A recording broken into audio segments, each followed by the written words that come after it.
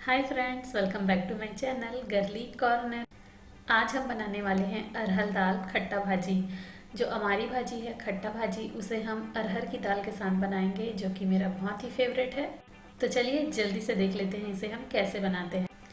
Market में इस तरह की दिखती है हमारी भाजी खट्टा भाजी।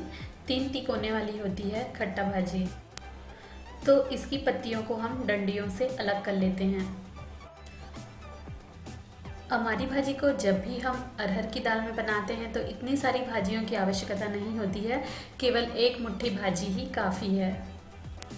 तो इस प्रकार हम इसे 2 विधि से बना देते हैं। आधी जो भाजी है उसे हम चना दाल के साथ बनाते हैं, जो कि रेसिपी हमने ऑलरेडी अपलोड कर दी है, और जो आधी है उसे हम अरहर दाल के साथ बनाते हैं, जैसे कि हम अभी बना रहे हैं।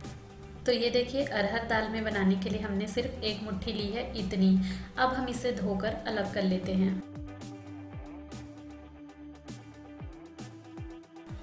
अब हमने कुकर में ले लिया है 1 कटोरी, तूर दाल भी कहते हैं अरहर दाल को। अब इसे हम धो लेंगे। अब इसमें हम डाल देंगे पानी, और जैसे दाल पकाते हैं नॉर्मल वैसे ही पकाना है, बस इसमें एक्स्ट्रा हम भाजी डाल देंगे। अब इसमें डाल देंगे थोड़ा सा नमक, और इसमें थोड़ी सी हल्दी डाल देंगे, और दाल को हम 6 से 7 सीटी आने तक पका लेंगे अच्छे से।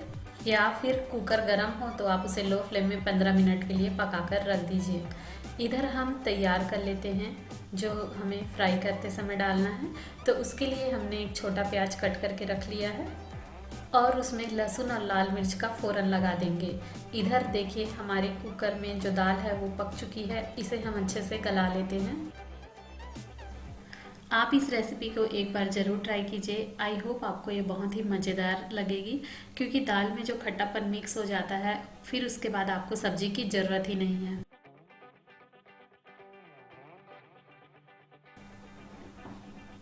चलिए अब इसमें बघार लगाते हैं। उसके लिए हम कढ़ाई में ले लेंगे थोड़ा सा ऑयल। जब तेल अच्छे से गर्म हो जाए तब हम उसमें अपने कटे हुए लहसुन और लाल मिर्च को डाल देंगे। तेल बहुत ही अच्छा गर्म होना चाहिए, तो इसका जो बघार है वह उभर के आता है। इसे हम ब्राउन होने तक फ्राई करेंगे। उसके बाद कटे हुए प्याज को डाल देंगे।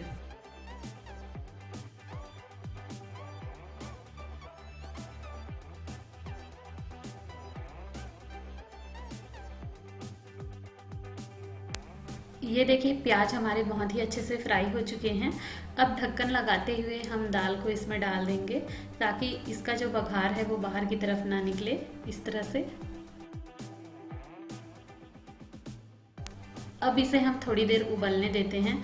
दाल थोड़ी गाढ़ी हो जाए तब हम इसका जो गैस है वो बंद कर देंगे।